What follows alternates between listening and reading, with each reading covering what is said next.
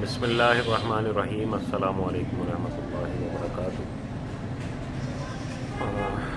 آج کی ویڈیو میں بتانا ہے کہ جی دودھ والی بکریوں کے لیے بہت سارے لوگ سوال پوچھتے ہیں۔ دودھ والی بکریاں جو ہیں کہ کون سی جو ہے وہ نسل دودھ کے لیے پالی جائے اور کون سی نسل جو ہے دودھ نارمل رکھتی ہے، تو اس کے اوپر ہر بندے کا ایک اپنا تجربہ ہے اور اپنی ایک سمجھنے کی پریکٹس ہے۔ تو میرے حساب سے جو ہے وہ سندھ کے اندر جو ہے وہ لہڑی نسل جو ہے، یا لوہڑی نسل بھی کہتے ہیں، لہڑی نسل بھی کہتے ہیں، گلابی بکری کی طرح لمبے پتلے ٹائی کی طرح کان ہوتے ہیں، اس کو لہڑی نسل کہتے ہیں، دودھ کے لیے بہترین ہے۔ اور پنجاب کے اندر دیرہ دین پناہ DDP بھی کہتے ہیں۔ تو یہ بکریاں جو ہیں نا، یہ دودھ کے لیے ماشاءاللہ بہترین ہیں۔ اور اس کے علاوہ جو ہے سندھ کے اندر ہمارے پٹیری نسل، کاموری نسل اور پھر کاچھی نسل، اور ان کی بھی بڑی اچھی اعلیٰ قسم کی پروڈکشن ہے۔ اور پھر یہ کچھ جیسے ٹاپریوں کے اندر بھی کچھ کراس ایسے ہوتے ہیں کہ جن کی دودھ کی مقدار بہت ہی حیران کن ہوتی ہے۔ تو اسی طرح پنجاب کے اندر کالی بیتل کا کوئی ثانی نہیں DDP کے بعد، اور اس کے بعد جو ہے ڈبی بیتل ہے، ناگری ہے، مکھی چینی ہے، ان کا دودھ کا ماشاءاللہ بہت اچھا ریکارڈ ہے۔ تو جہاں پر بھی بکریوں کی دودھ کی کنزپشن کے اوپر کام ہے تو اپنے علاقے کے حساب سے بکری رکھیں۔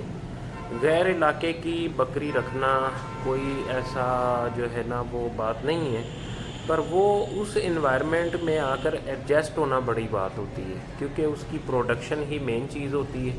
پروڈکشن جو ہے اگر نہیں دے پا رہی تو پھر اس کے رکھنے کا کوئی فائدہ نہیں۔ اور دوسرا جو ہے یہ اس کے اوپر جس طرح زمین کے اوپر فصل لگانے سے پہلے اس کی ہر طریقے سے اس کو تیار کیا جاتا ہے تاکہ وہ اپنی طاقت کی بھی حافظ آنے والی فصل کو اچھی طاقت دے اور اچھی فصل حصول ہو، اسی طریقے سے بکریوں کا بھی ایسے ہی ہے کہ ڈیورنگ ٹو پریگننسی کے دوران ان کی خدمت کے اوپر جتنی اچھی خدمت آپ کریں گے اتنا اچھا آپ کو اس کا رزلٹ حاصل ہوگا۔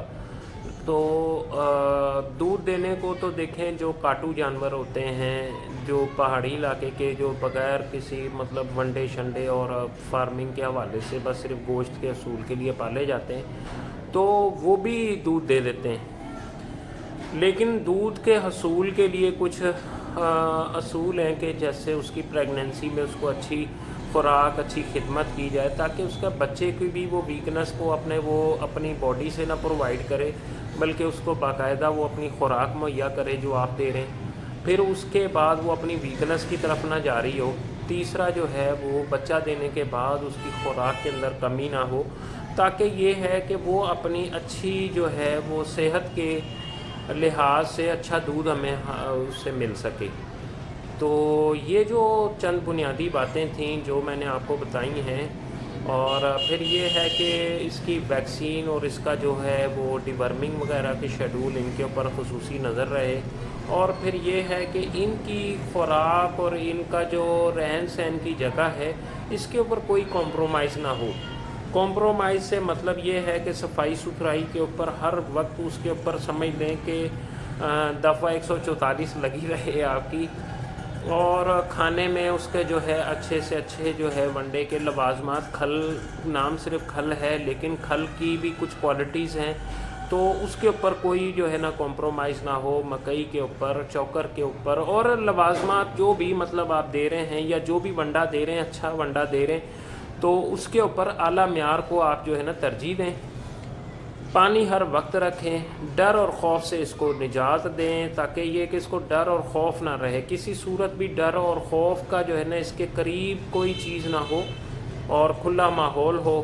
چرائی کے دوران جو ہے وہ کئی دفعہ بچے مر جاتے ہیں کھڈوں سے جمپنگ کرتے ہوئے، بچوں کی زیادتی کی وجہ سے۔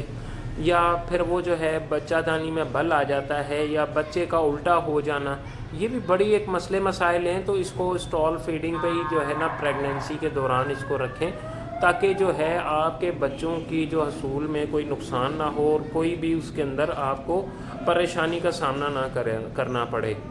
تو اللہ پاک آپ کے کام میں برکت دے. میرے لیے دعاؤں کی درخواست ہے، اور میرا چینل جو ہے وہ سبسکرائب کریں اور اس کو شیئر بھی کریں، تاکہ معلومات جو ہے وہ سب تک پہنچے. اور انشاءاللہ اسی طرح کی اچھی معلومات آپ کو پرووائڈ کرتا رہوں گا. دعاؤں کی درخواست ہے آپ سے، اور اللہ پاک آپ کا حامی و ناصر ہو. السلام علیکم ورحمۃ اللہ وبرکاتہ.